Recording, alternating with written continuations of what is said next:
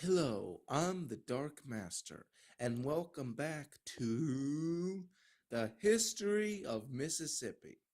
Sorry for the short break, but I felt a little bit burned out and dry, like the period we'll be discussing today, the Oligocene, which experienced a gradual drying and cooling from the previous Eocene period.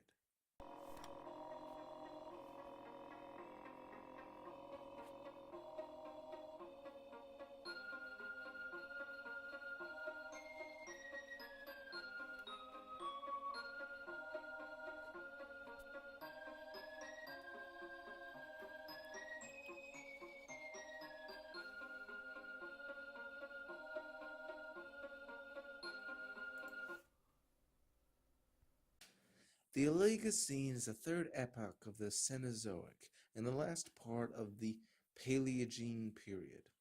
This epoch was in many ways a time of transition. Many archaic groups died out and were replaced by modern groups, albeit they weren't the same as we would think of them. They were still quite strange to our eyes, in fact. Exiting the world were many archaic mammal groups. Brontotheres died out in the early Oligocene, as did the multitubulates.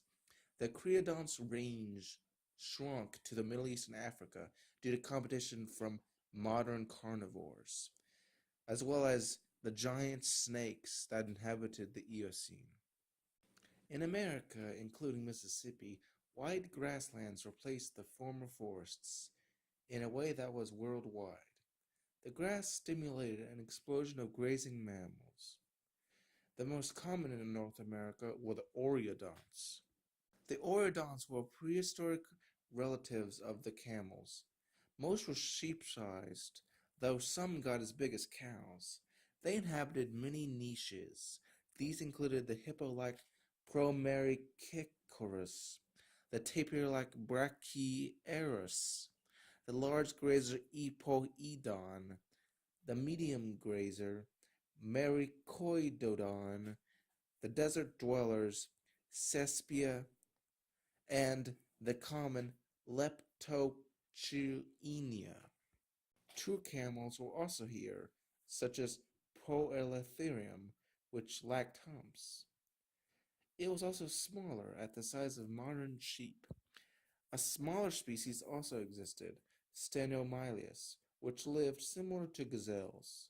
Unlike modern camels, these species were not adapted to desert conditions. They were suited for grasslands.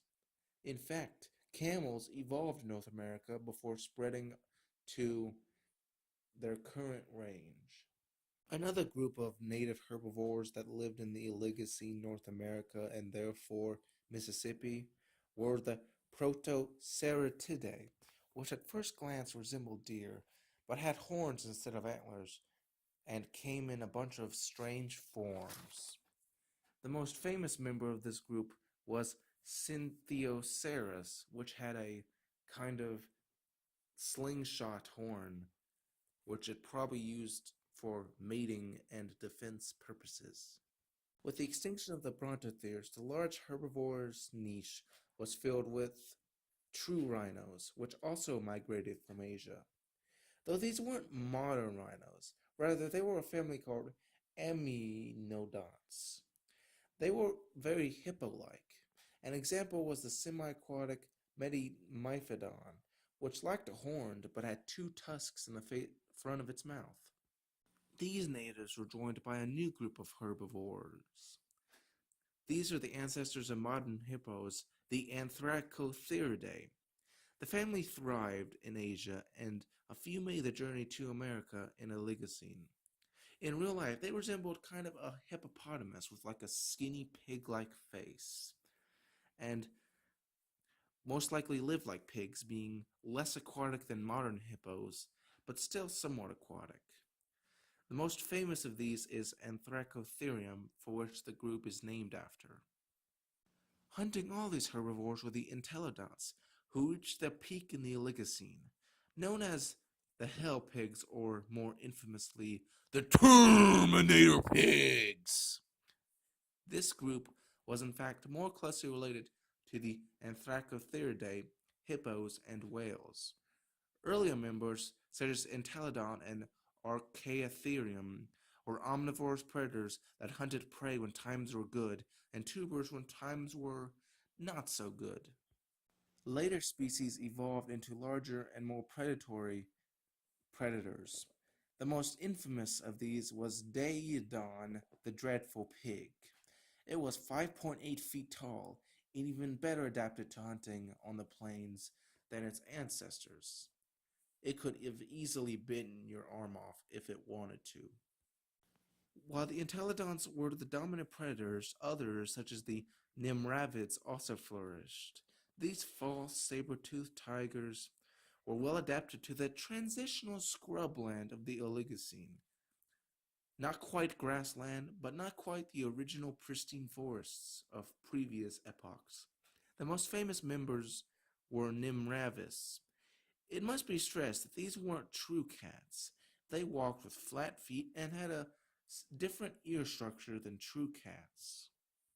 Not in America, but at around the same time, the first true felid, Proailurus, emerged in the late Oligocene of Asia.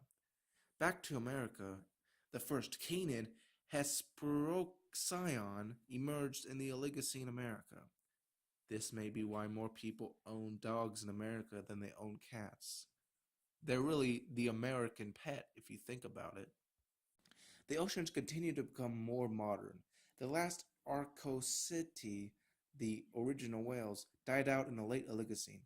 They were replaced by another extinct family of whales, the Squaleodonts, also known as the shark-toothed dolphins. The first baleen whales evolved in the late Oligocene as well. Janjuxitas didn't have baleen, but it instead had interlocking teeth, kinda like the modern crab-eater seal today has. Yes, we have a semi-filter-feeding seal that's alive today. Interesting, huh? The Oligocene also saw the emergence of the Desmophilia, the only extinct order of marine mammals. They were a strange group of aquatic mammals that resembled hippos with strange forward-facing teeth. They're only known from the northern Pacific Rim.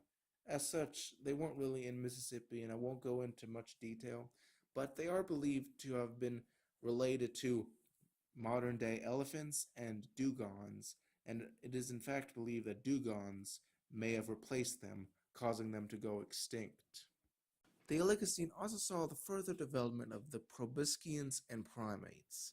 In Africa, the first Old World monkey, Cameopithecus, evolved during the late Oligocene.